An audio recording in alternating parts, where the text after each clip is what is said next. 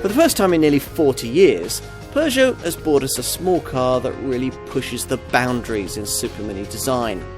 This second generation 208 model's engineering may not quite be unique, but all the feel-good stuff really is. The pavement presence, the avant-garde cabin. Plus, that's been delivered with most of the practicality and efficiency you'll need from a small hatch.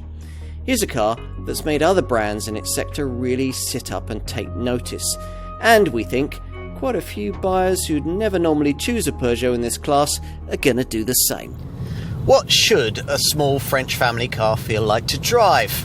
Much like this, we think.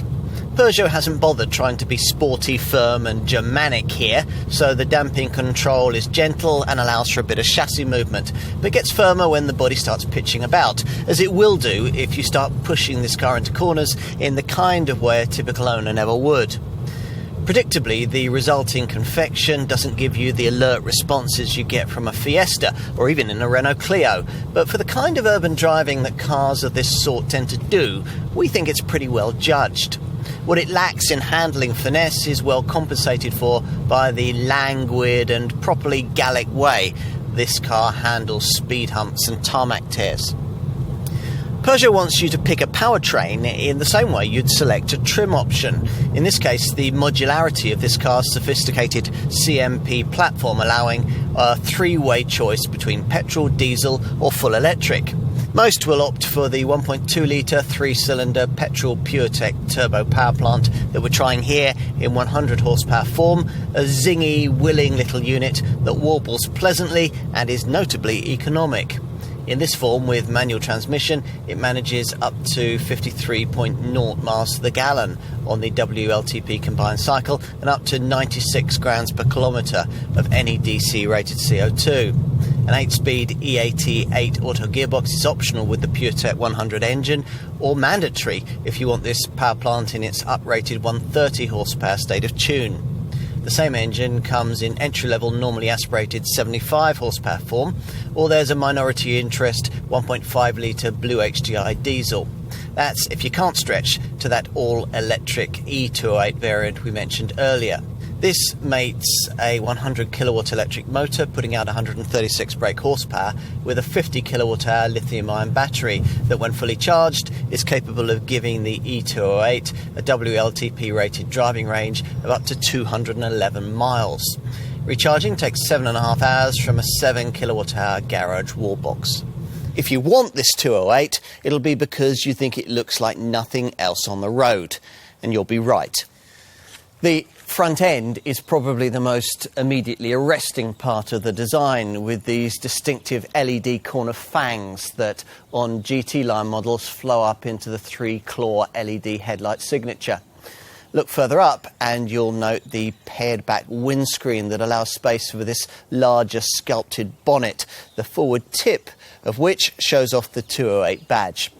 At the rear, the avant-garde theme continues with exact design and tautly drawn shaping.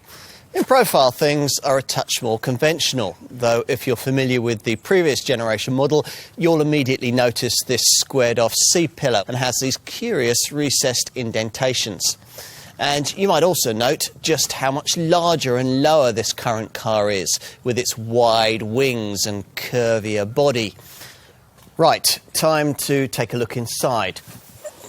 It certainly has a very futuristic feel, and one of very high perceived quality thanks to this two-tier fascia layout with its smart carbon-trimmed concave inner section that curls around the edge of the cabin and on into the doors. As with the previous 208, this cabin champions Peugeot's unique so-called I-cockpit format, where you view the instrument binnacle over the upper rim of a tiny steering wheel, rather than conventionally through the wheel spokes. Here, though, the concept's been further developed with the addition of this 3D instrument binnacle display.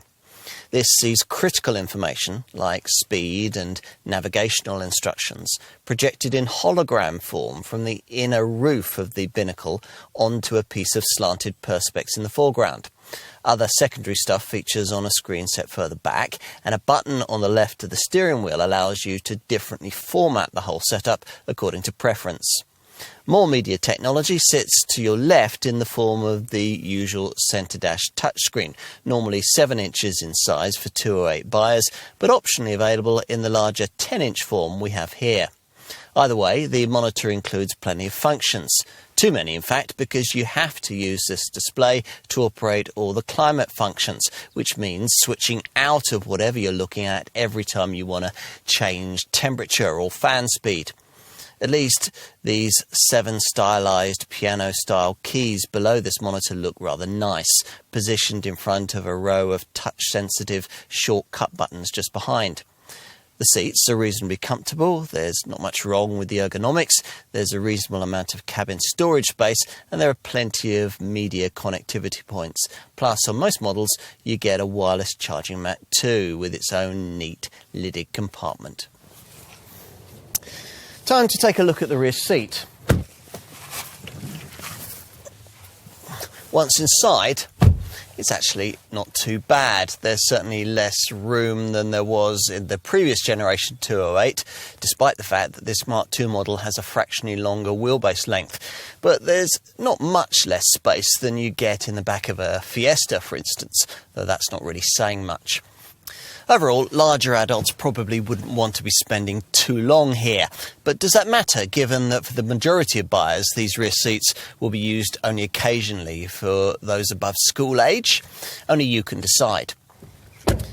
Finally, let's take a look in the boot, which is 311 litres in size, which is 26 litres more than was on offer in the previous generation model, and 19 litres bigger than the trunk of a Fiesta, but is a capacity figure that remains about average by class standards.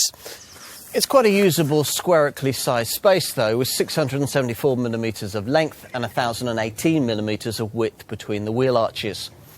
In summary, trying to please too many people too much of the time is a surefire recipe for failure, or at the very least a distinctly compromised and forgettable end result. As Peugeot now knows, a bolder, more innovative brand these days, the kind of maker you'd need to be to create a little hatch as good as this one. In this 208, the company has finally bought us the supermini it was always capable of. A smart small car choice. In more ways than one.